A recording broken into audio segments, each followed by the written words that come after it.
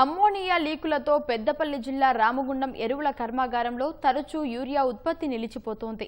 ఓవైపు యూరియా కొరతతో రాష్ట్రంలో రైతులు రోడ్డెక్కుతున్న వేళ ఈ ఆర్థిక ఏడాది ఆర్ఎఫ్సీఎల్లో యూరియా ఉత్పత్తి నిలిపివేయడం మూడోసారికి చేరింది. వార్షిక మరమ్మతుల నేపథ్యంలో మే 8న నిలిపిన అధికారులు తిరిగి జూన్ 16న ఉత్పత్తి ప్రారంభించారు. సరిగ్గా నెల రోజుల్లో జూలై 16న మరోసారి నిలిపి ఈ నెల 4న పునఃప్రారంభించారు.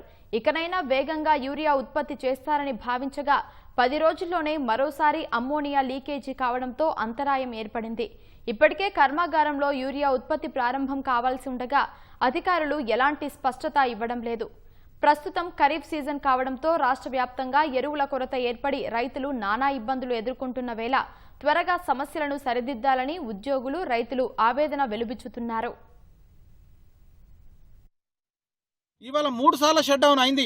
అమోనియా పైపులు లీక్ అవుతా ఉన్నాయి. హెచ్టీఆర్ వైఫల్యం అయింది. వీటన్నిటి గల కారణం కూడా లాంగ్ స్టాండింగ్ ఉన్నటువంటి హెచ్ఓడి ఉన్నటువంటి అధికారులు మాత్రమే. ఇక్కడ ప్లాంట్ ఏమో ఇక్కడ రామగుండంలో ఉన్నది. నోయిడాలో హెడ్ ఆఫీస్ ఉంటది. నోయిడా నుంచి ఢిల్లీకి నుంచి ఇక్కడ కదిలొస్తే యూరియా ఉత్పత్తికి ట్రబుల్ షూటింగ్ అవకాశం ఉంటది. ఇవాళ రైతులకు యూరియా లేక నడి రోడ్డు మీద చెప్పులు పెట్టి పొద్దుగల మబ్బులు 4 గంటలకు పోయి రాత్రి 9-10 గంటల వరకు ఒక్క బస్తా కూడా యూరియా దొరకలేదు. కాబట్టి మేము ఆర్ఎఫ్సీఎల్ మజ్దూర్ యూనియన్ తరపున డిమాండ్ చేస్తా ఉన్నాం. యూనియన్ తరపున ఖచ్చితంగా ట్రబుల్ షూట్ చేసి వెంటనే లైట్ అప్ చేసి రైతులకు ఈ ఖరీఫ్ సీజన్ కు సంబంధించినటువంటి యూరియాను వెంటనే తయారు చేసి అలొకేట్ చేయాలి.